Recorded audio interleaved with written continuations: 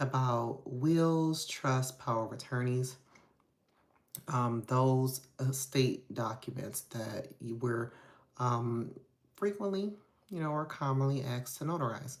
So in any event, a friend of mine shared a screenshot of a post from a notary group where the notary was contacted by a family about a will that was notarized 3 years ago in 2022. So the family reached out to the notary because the notary did not notarize the document correctly and the person is now deceased. So I really wanted to come and talk to you guys about this because this is not supposed to happen. As notaries, we need to understand that our roles are super important with a lot of documents, okay, legal and personal. Hi, Estella. And so the notary, instead of them reviewing the will, making sure the will was compliant so that the notarization will be valid, they just stamped the document with their notary stamp and that was it. So the family member, I'm assuming, did their research, called the notary and told the notary that they should have attached a jurat certificate. So the notary wants to know, is that correct?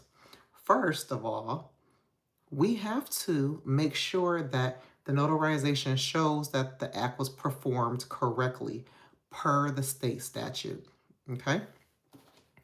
I've did several videos where I've told you guys we are not just stamping documents. We need to make sure that the notary verbiage, the notary certificate, the notary section, whatever you call it, is accurate, okay? It needs to contain specific elements that shows where the notarization took place, when the notarization took place, who performed the notarization, who was the signing party for the notarization, the type of ID that was provided, and then the notary stamp, the notary signature, and, was it in person, was it online?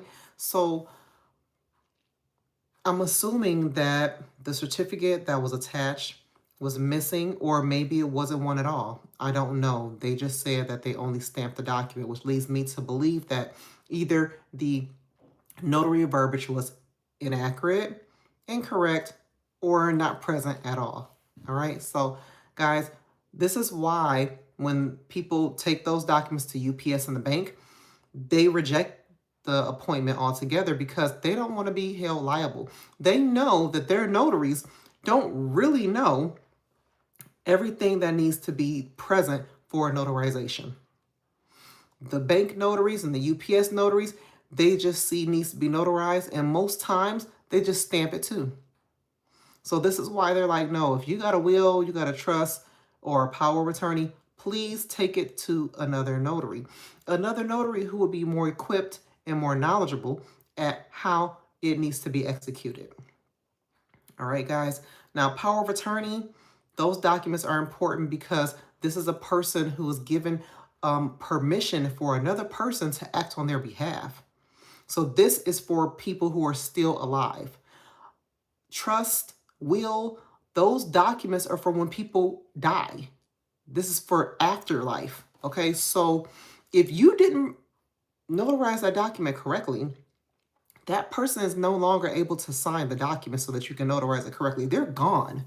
So that means that if the document is not valid, that document cannot be used for the purposes intended. So stop getting into this field just for the money.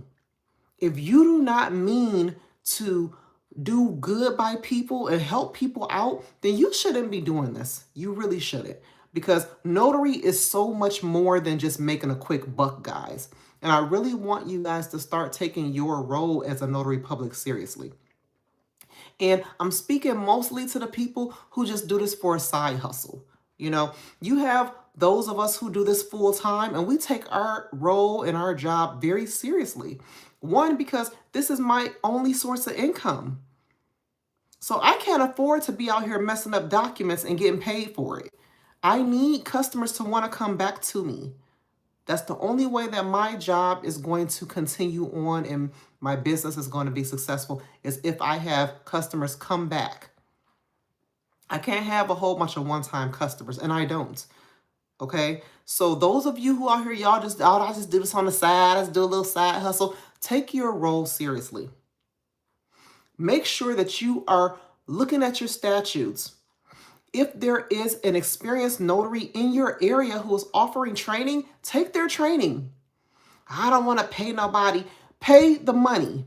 If you don't know what you're doing, pay the money to be trained properly.